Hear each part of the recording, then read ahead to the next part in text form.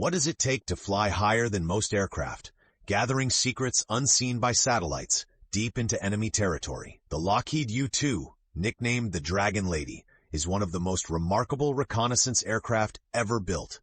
Operating at altitudes over 70,000 feet, it has gathered vital intelligence for the United States for more than 6 decades. Today, we explore the incredible history, design, missions, and legacy of this iconic spy plane. To understand the U-2, we must step back to the early 1950s. The Cold War was intensifying between the United States and the Soviet Union, a standoff that demanded new ways to gather intelligence.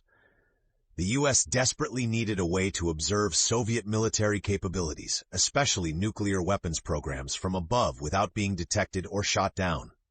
At the time, satellites were not yet operational, and existing reconnaissance aircraft flew too low to avoid enemy radar and surface-to-air missiles.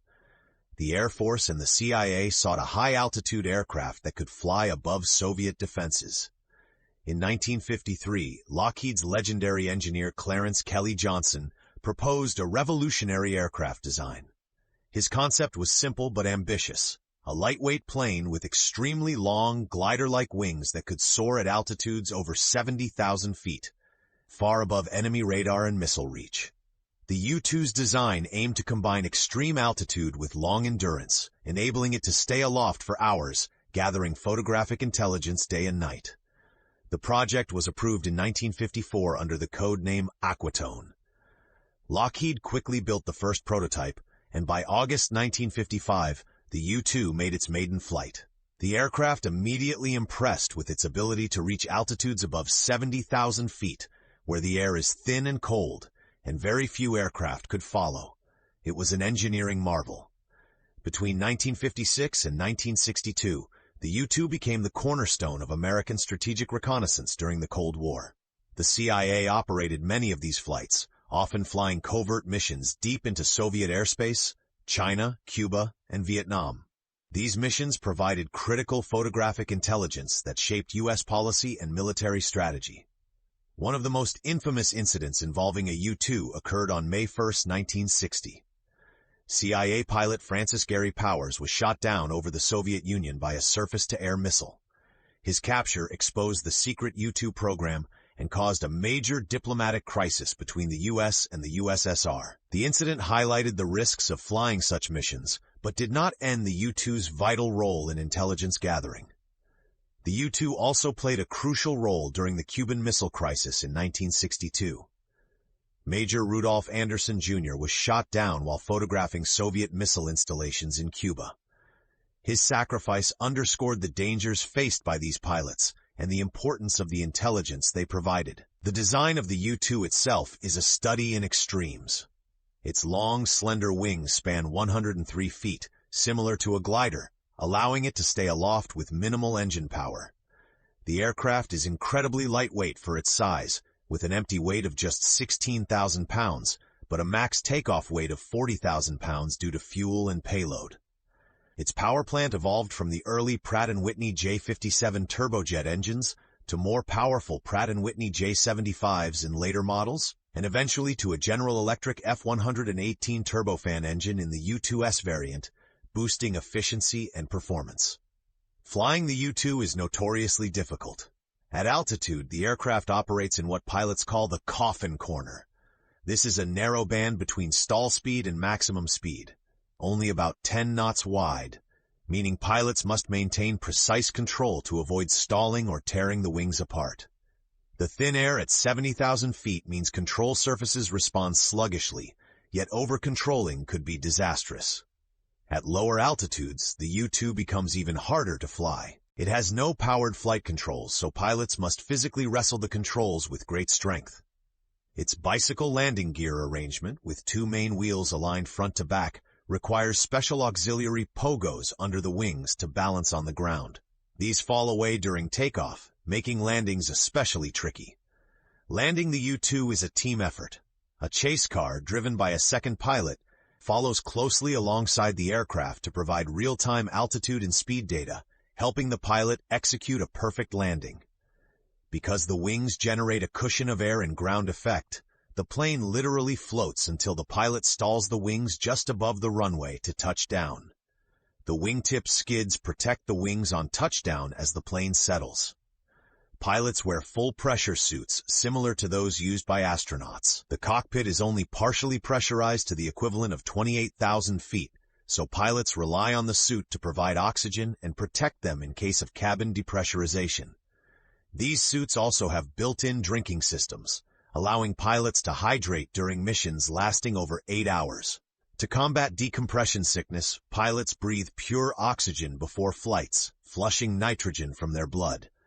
Despite precautions, since 2001, more than a dozen U-2 pilots have suffered from decompression sickness symptoms during flights, some with permanent brain damage. This has driven improvements in cockpit pressurization and pilot health protocols, including the Cockpit Altitude Reduction Effort, increasing cabin pressure to reduce risks.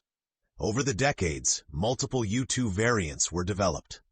The U-2A was the original model, followed by the more powerful U-2C and reconnaissance-focused TR-1A in the 1980s.